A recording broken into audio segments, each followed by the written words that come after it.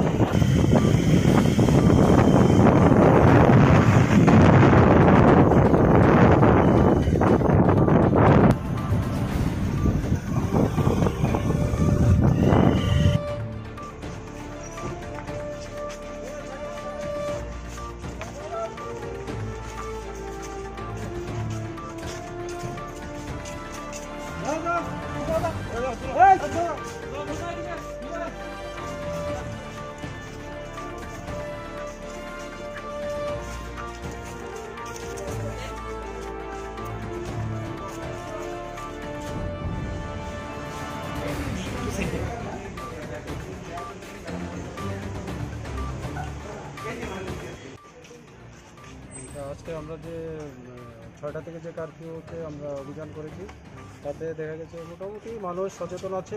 তারপরেও কিছু লোক অসতর্কতা অবস্থায় আছিল, তারা রাস্তায় হাঁটছিল বা দৌড়াদৌড়ি করছিল, তাদের আমরা গ্রেপ্তার করতে পেরেছি। 6-7 জন আমরা এনেছি। তো এখন আমরা আবার নেক্সট আমরা মোবাইলে বের হবো। এখন দেখা যাক আরও কিছু আমরা পাই কিনা, কিন্তু মোটামুটি মানুষ আমাদের সচেতন।